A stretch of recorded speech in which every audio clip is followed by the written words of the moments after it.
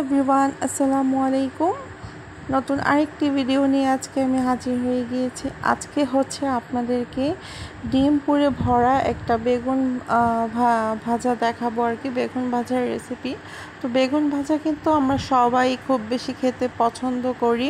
দেখা যায় ভাত কিংবা ভুনা খিচুড়ির সাথে আমরা বেগুন ভাজাটা খেতে পছন্দ করি। তো আজকে হচ্ছে এই বেগুন ভাজাটা হচ্ছে আমি ভুনা খিচুড়ির সাথে খাওয়ার জন্য তৈরি করছি।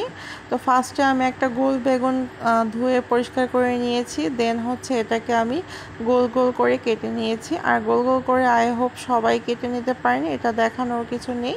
তো আমি কেটে নেওয়ার পর এখন যেটা হচ্ছে বেগুনের মাঝের যে অংশটা সেটা হচ্ছে আমি ছুরি দিয়ে খুব সুন্দর করে গোল করে কেটে নিয়েছি।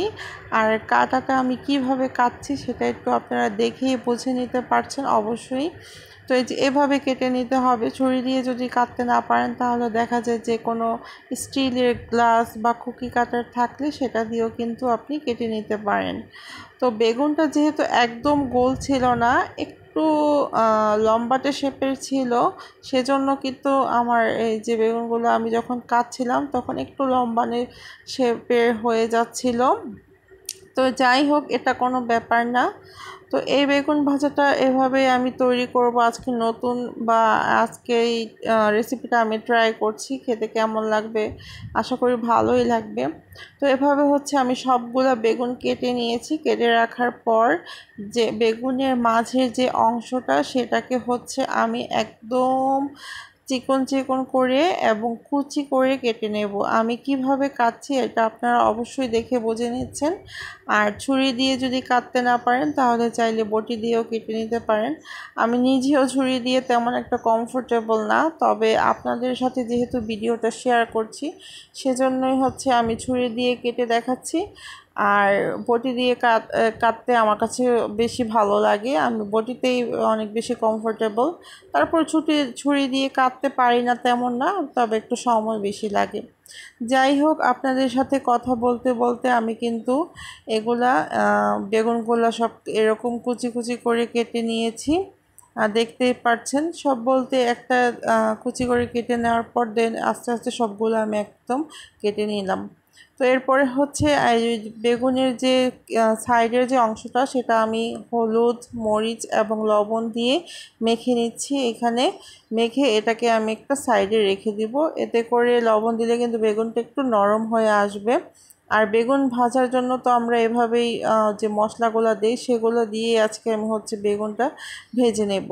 তো এটা আমি মাখিয়ে সাইডে রেখে দিলাম। আর ওই যে কুচি করা বেগুনের মাঝের অংশটা সেটার সাথে আমি হচ্ছে কাঁচামরিচ কুচি দিয়ে দিচ্ছি। আমি আগেই কিছু কাঁচামরিচ কেটে নিয়েছিলাম, সাথে আমি আরও একটা কাঁচামরিচ আপনাদেরকে দেখানোর জন্য এখানে কেটে দিয়ে দিলাম। তো এরপরে হচ্ছে আমি কাঁচামরিচটা দেওয়ার পর এখানে কিছু আমি পেঁয়াজ কুচি দিয়ে দিব। পেঁয়াজ আমার বক্সে কাটা থাকে, তো সেখান থেকে আমি কিছু পেঁয়াজ কুচি দিয়ে দিলাম আর কি। তো এটা একটু হাত দিয়ে ম্যাশ করলে আমার মনে হয় ভালো হয় চামচের থেকে। এরপর হচ্ছে আমি পরিমাণ মতো লবণ দিয়ে দিলাম, যেহেতু বেগুনেও আমি লবণ দিয়েছি, লবণটা বুঝে শুনে দিতে হবে। এরপরে হচ্ছে এখানে ধনিয়া গুঁড়া দিয়ে দিলাম আর একটা ডিম দিয়ে দিচ্ছি। আমার এতটুকু বেগুনের জন্য একটা ডিমে যথেষ্ট, কারণ হচ্ছে এগুলো লবণ দিয়ে মাখলে কিন্তু এটা থেকে পানি ছেড়ে অনেকটা কমে আসবে। প্রথমে একটু বেশি লাগবে, পরে কিন্তু এটা থেকে পানি ছাড়বে। তো যারা যারা এই পর্যন্ত ধৈর্য সহকারে আমার এই ভিডিওটি দেখছেন তাদের অবশ্যই একটা রিকোয়েস্ট করব, আমার চ্যানেলটি যদি সাবস্ক্রাইব করে না থাকেন তাহলে অবশ্যই আমার চ্যানেলটি সাবস্ক্রাইব করে দিবেন এবং পাশে থাকা বেল আইকনটি প্রেস করতে একদমই ভুলবেন না। আর ভিডিওর কোনো অংশে যদি ভালো লেগে থাকে তাহলে অবশ্যই লাইক, কমেন্ট এবং শেয়ার করে দিবেন। আর যারা আমার ফেসবুক পেজ থেকে দেখছেন তারা আমার পেজটাকেও একটা লাইক দিয়ে দিবেন। অবশ্যই আমার পেজের সাথে থাকবেন এবং ফলো দিয়ে রাখবেন। তো এরপরে হচ্ছে আমি কথা বলতে বলতে এটাকে বেশ খুব ভালোভাবে মেখে নিলাম। এখন আমি একটা প্যান বসিয়ে দিয়েছি গরম, আর সেটাতে আমি সয়াবিন তেল দিয়েছি। প্যানটা হালকা যখন গরম হয়েছে বা তেলটা যখন হালকা গরম হয়েছে তখন হচ্ছে আমি এই বেগুনগুলো এক এক করে দিয়ে দিচ্ছি। আমি কাজটা কিভাবে করছি আপনারা একটু দেখেই বুঝে নিতে হবে, তা আমি বলে দিচ্ছি এবং দেখিয়ে দিচ্ছি। এরপর বেগুনটা দেওয়ার পর যে ভেতরের পুরটা ছিল সেটা হচ্ছে আমি মাঝে দিয়ে দিচ্ছি, একদম পুরটা ভরে ভরে দেব যাতে দেখতেও সুন্দর লাগে আর খেতেও মজা লাগে। আর ট্রাস্ট মি, এই বেগুনটা খেতে এত বেশি মজা হয়েছিল, আমার মনে হয় যে এটা যারা নতুন ট্রাই করবেন তাদের কাছে অবশ্যই ভালো লাগবে।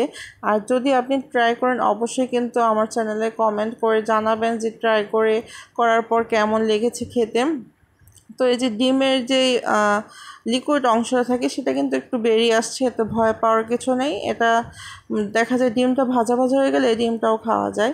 তো কিছুক্ষণ ভাজার পর এক পিঠ যখন হয়ে যাবে আরেক পিঠ আমি উল্টিয়ে দিব। এটা আপনাকে একটু বুঝে নিতে হবে যে যখন একটু শক্ত হয়ে আসবে ভেতরটা তখন হচ্ছে এটা উল্টিয়ে দেবে। নরম থাকতে কখনোই কিন্তু উল্টাবেন না, তাহলে কিন্তু এটা ভেঙে যাওয়ার সম্ভাবনা থাকে। তো এই যে দেখেন এক পিঠ কিন্তু সুন্দর করে ভাজা হয়ে গিয়েছে, এখন আমি আরেক পিঠ ভেজে নিচ্ছি। তো আপনাদের সাথে কথা বলতে বলতে আমি কিন্তু এক কি বলে প্রথম এইটা বেগুনটা যেটা দিলাম সেটা ভেজে নিয়েছি। দেন হচ্ছে আরও কিছু বেগুন ছিল সেটাও আমি এখানে দিয়ে দিলাম। আর এই যে দেখেন বেগুনের ডিমের লিকুইড অংশটা বের হয়ে কি হয়েছে। তো এরপরে হচ্ছে আমি বেগুনটা নামিয়ে নিয়েছি, নামিয়ে এখানে একটু সার্ভ করে দিলাম। আর এই ভিডিওটা একটু নষ্ট হয়ে গিয়েছিল, একটু কাঁপছিল। তো যাই হোক, আজকের মতো এখানেই শেষ করব। সবাই ভালো থাকবেন, সুস্থ থাকবেন এবং আমার জন্য দোয়া করবেন। আল্লাহ হাফেজ।